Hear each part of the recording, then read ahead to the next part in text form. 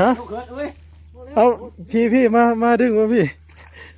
ตายปล่อยเบื้องนี้กู้ ฮะ ปล่อยเท่านั้น ไม่ยกขึ้นมาดีใหญ่ กินบุบเบิ้ล อันนั้นที่เอาอันนั้นเอาคุมาเนี่ยเลยคุฮะ แล้ว กินจุ เจ้า จะพ่วงเบิ้ง อย่าตายตัวร้ายแต่ เรื่องอะไรถ่ายเอา ยาเยอะกู ขับบุไรบ่อบ้านนี้ขับบุไร ถ่ายลงกลุ่ม ตัวหน่อยคนออกคืนป้าเลยผู้กูดึงมาตัวนี้ ฮะคือบุยกขึ้นเลยบ่ได้บ่ ยกบ่ยกโซ่ไว้จ้ะ ยก โซ่ถ่ายหูกว่านะ ยก ถ่ายหูกว่านะ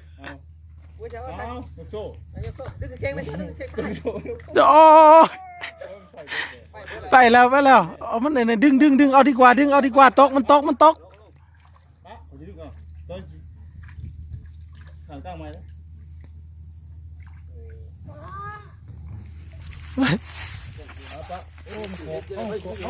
มันเกาะได้ดึงเอาคอยอันนั้น คอยตัวไปจักใส่กูย่างขามแล้วก็เละนะ นี่ได้อยู่นะนี่ มันกูอีก นักป้าซื้อ ตายเชียวไทยกูชิโย่ไปว่าอะไรได้ชน ดีจะกูกด ไปผู้ดีมดแท้ๆนะผู้ดีมดตาย เจ้ากูจะกวดเจ้ามึงด่าว่ากูกวดเลย เจ้า ขึ้นมากินท้ายเป็นไรกินอยู่หม่องเนี่ย บุญเบ้าที่ตรงลาว ตายตะกี้ เคยไหม พยายาม เป็นก้างยูเซ่เนาะในช่วงนี้เนาะ ใช่ไปเบิร์ดแล้วอยู่วันนี้ มายามขึ้นใหม่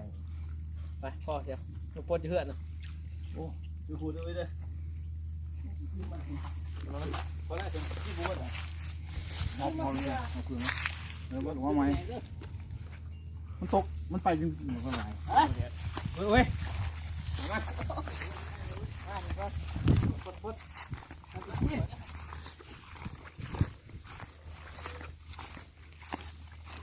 บุญใหญ่สุดยอด ป้า น้องหน่อยนะ ป้าผมขอยังเอาบ่ได้มันน้ำเลิกลายป้าขอลายกันนะ ซื้อตีจำตอนจะเงินป้ากินป้าไม่เอาเป็นกี่ตี ก้างม่วงลงหนาบ่ มัดปะมัดเลยจุ่มลง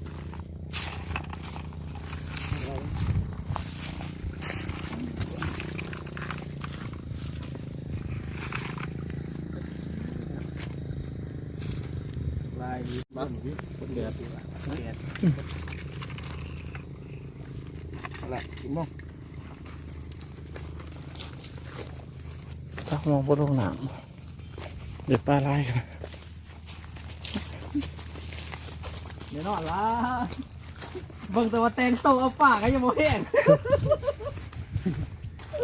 ปวดยาวแตงโตเอาปากยังโมเห็นใส่ดอกใส่เขียว อากาศเช่แบบนี้นี่ ต้องคือขัด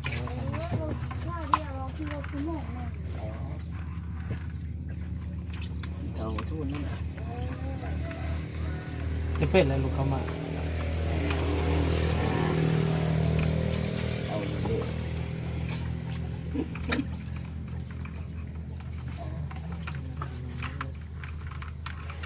ก็ว่าห้าหนึ่งสองเนาะสุโขทัยเราก็เห็น ไปซัก สามใช่ ปวดปลาหัวดิ